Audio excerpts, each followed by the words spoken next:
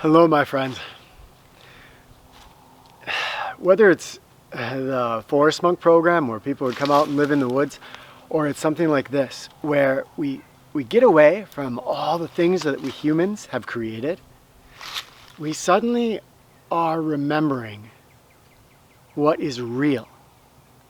What I mean by that is that in our regular lives before this, we had X amount of energy each day, and we would take that energy and apply it to often things like making money. That's really, really important, and advancing one's career, and all kinds of these things that our culture has created and said, here's what you should spend your energy on.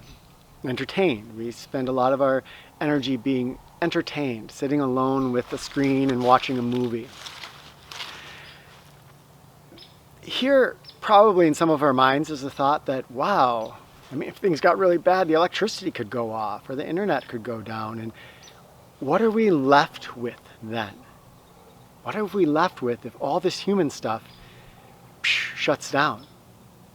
And we're left with what I, for myself, call the 3 or 4, and you'll see why, the 3 or 4 actual real things that exist in the world. Those things are, first of all, non-dualists, now ignore what I'm going to say here, self. Ourselves, and how we exist mentally, emotionally, within the context of this experience that we're having. So there's my me-ness.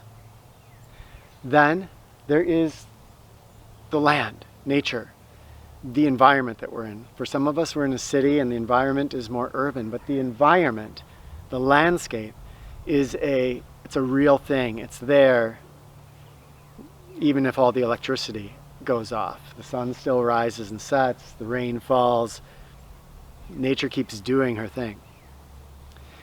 The third is each other, is social connection, which is the key one that I want to talk about today.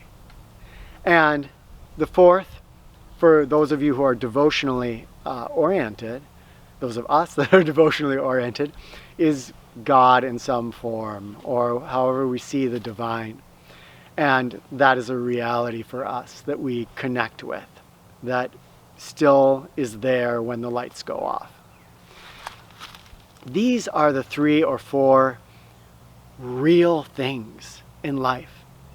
And notice how the culture we've created sort of encourages us to put aside those things in favor of the artificially constructed things like making money and spending. How much time do most of us spend at work making money, as opposed to how much time we spend out in our environment, spending time in meditation or building our body or our mental, emotional self, spending time in meaningful connection with other people, spending time in connection with the divine. Again, if you're devotional. These things get sort of shoved aside in favor of all this other stuff. Those are our hobbies. We go out after work maybe and see our friends, or we might go for a hike, or we might go to the gym and work out a little bit, or spend a little bit of time meditating. But those are the real things. Those 4 are the real things. And this is a hidden gift of what's happening, because it reminds us of what's real and what is artificially constructed. Because really, we could design a culture that was structured around the real things, and the artificial things could take a sideline. That's something we could do as a human species. And events like this have the potential to steer us in that direction. And it's arguably a very good direction to go in. The social aspect is connection with other people. And this is what we're doing right now. We're connecting through this screen. The technology, it has this potential and this advantage. We could use technology. You could be sitting on YouTube right now watching some kind of mindless entertainment of some kind.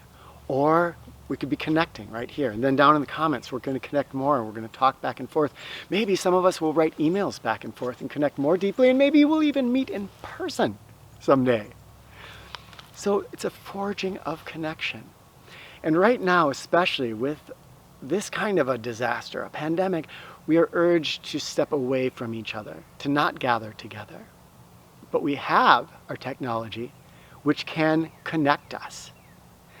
And this is a chance right now to use the technology very meaningfully. Say, this technology is a tool, and I can use it powerfully in my life and consciously in my life to connect with other people. To start calling people up on the phone. Text, call them up, hear voices, hear that sound. That's a much stronger connection. Skype, or all the other video conferencing calls. Remember the Jetsons way back when? Boy, I'm dating myself. They imagined this would be, but that's for real now. We can Skype each other and talk to each other while we see each other's faces and connect. So important right now, especially if you are feeling alone or isolated, because that feeling is so difficult. Use the technology to connect. Now, I'm going to ask that down in the comments, if you are interested in connecting with people, because think about this, if you are all watching this video, you all have some kind of a similar interest in nature or in self-evolution. So what if some of you started talking to each other? Using the comments down below to say, hey, I would love to be a Skype pal, or a phone call pal, or an email pal. And then when you see somebody that's requesting that, consider answering and saying, hey, yeah, let's shoot a couple emails back and forth and see where it goes. Maybe it'll take off and we'll really connect. So let's use the comments down here today as a way to connect with each other. You may not want to give your email out down there, but there's two options. First of all, you can encode it. You can say, yep, my email is Google, and the prefix is Sam the man. And then people are going to get that and understand that. If that's not working for you, you can always, remember, go to rewildu, rewildu.com. And if you and the other person that's interested in connecting with you both write to me, I can connect you via email. Try the other way first, because I'm getting a lot of emails and I'm trying to connect with a lot of people, and it's a bit overwhelming, I have to say. So see if you can find ways to tell each other your emails and connect down through the comments and start forging some connections with each other. You can get to know each other more and connect more and share, and that's just going to benefit everybody.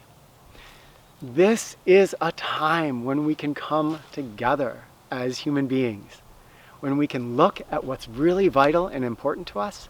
We can embrace those things. We can look around and we can reach out and say, does that person need help? Maybe the help they need is just some kind words, just a smile. You know, I'm kind of about the big media, but I've seen some amazing things on the big media of some positive news reporting, of people coming together. Hey, love. I want to say now I'm being wimpy. You're being wimpy? Mirabelle has boots on. It's cold. So we're going to go for a walk here as a family. And not everybody has that option, but if you do, get out into nature. And this is not the time to connect in person. We need to step away from each other in person, but use our tech, my friends. Use the comments, connect down there, and reach out to the people, as I was saying, who need help. Sing off your balcony and spread the love. Shout down to somebody, you are loved, when you see them on their exercise outing, running by. Hi, Dad. Hey, spread it. This is vital right now. Okay, my friends, love you all so much.